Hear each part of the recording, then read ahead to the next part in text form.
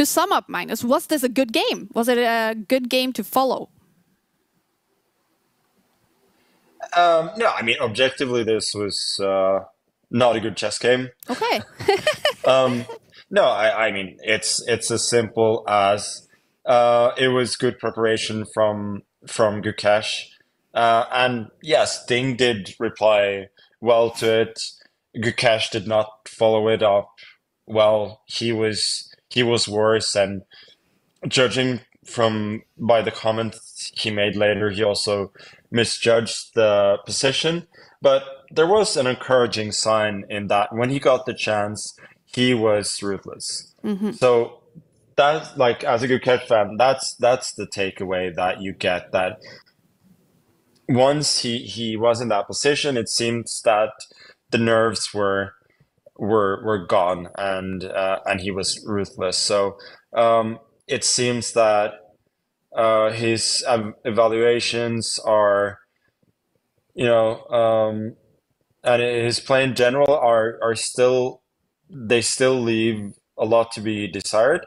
But he was able to punish a very vulnerable Ding with excellent calculation. So that's good. But no, was it a good game by World Championship standards? No, it was not by any means. I've got a quick question for you. So can we just unhighlight the board there, the final position? I want to get a sense of, obviously, the final position's completely lost, but if we back up a little bit, like to, let's say, move 29, Magnus, what is the maximum elo of opponent that you would save this as black? Like, what is the minimum number of elo that white has to have to convincingly convert this against you with the white pieces? My point is, I'm trying to get an understanding, not just of your strength, but of how bad is this position truly for black? Yeah, it's a good question, Levy. As I said, my first impression looking at this position, maybe not here, let's say 3 or 4 moves before,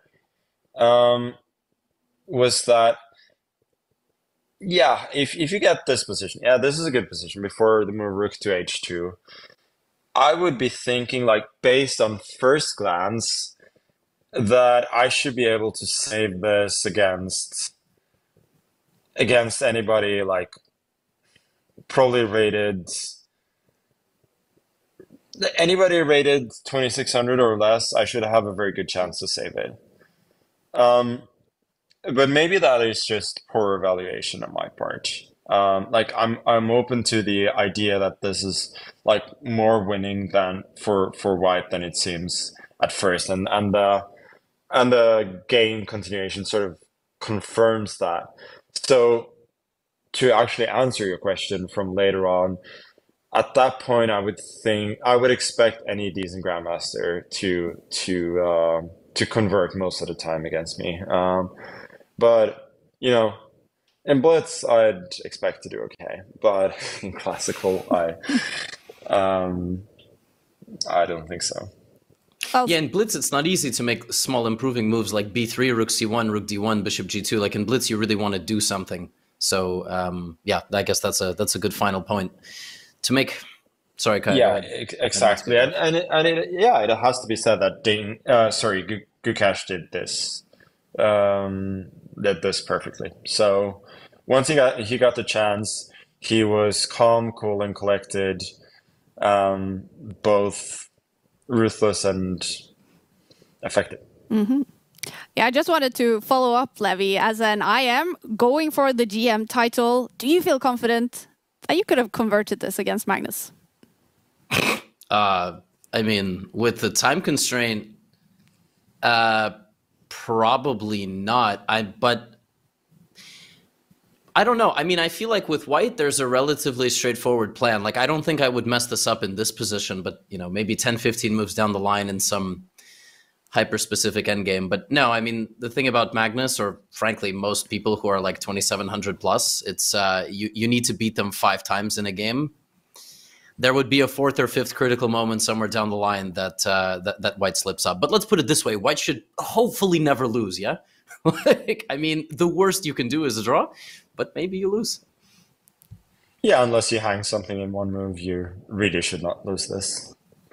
All right. I want to bring your attention now to what happened after the game in the press conference. Gukesh obviously flying high after his win, but a question about something Magnus has said in this show brought him back to earth. Take a look at this, you guys. A bit of a harsh question to Gukesh, but I thought it's the best day to ask it.